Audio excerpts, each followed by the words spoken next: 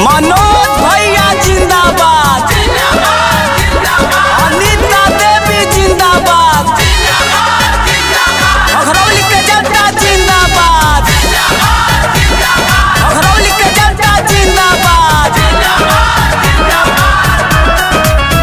हाथ जोड़ी बार बार मांगी मनोज भैया के प्यार, हमारा यही है पहचान। हाथ जोड़ी बार बार मांगी मनोज भैया के प्यार, घरवाली के लागल बाटे दाव को सम्मान। मनोज भैया के विजयी बनाइया ना जाओ साता हुआ किसान।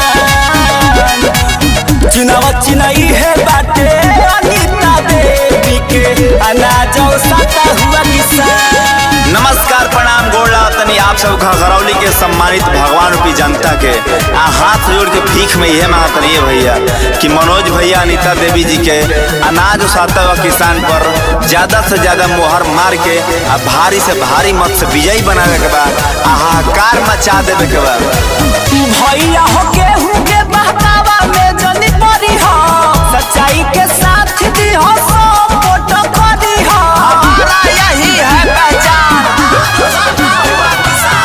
भैया हो गेहूं के बहकावा में जनी पड़ी हो, सच्चाई के साथ दी हो सपोर्ट करी हो। मौका दी ही एक बार, सेवा ली ही बार बार, मनोज भैया के ही है बात पहचान। अनीता देवी के विजयी बनाइया ना जाओ सता हुआ किसान। मिली जुली सभे विजयी बनाई, आना जाओ सता हुआ किसान। ए चाचा ए चाची ए माता ए बहनी ए बाऊ आप सबका से हम हाथ जोड़ के निहोरा करतनी कि अब की बारी अनाज उसाता हुआ किसान पर मोहर मार के मनोज जी के अनीता देवी के भारी से भारी मत से विजयी बनाई। आ नेता ना मनोज भैया जैसे बेटा बड़ी दिन से सेवा खाती लैले बड़े सपना, घरवाली गाँव के लाल हवे अपना, हमारा यही है पहचान। बड़ी दिन से सेवा खाती लैले बड़े सपना, घरवाली गाँव के लाल हवे अपना।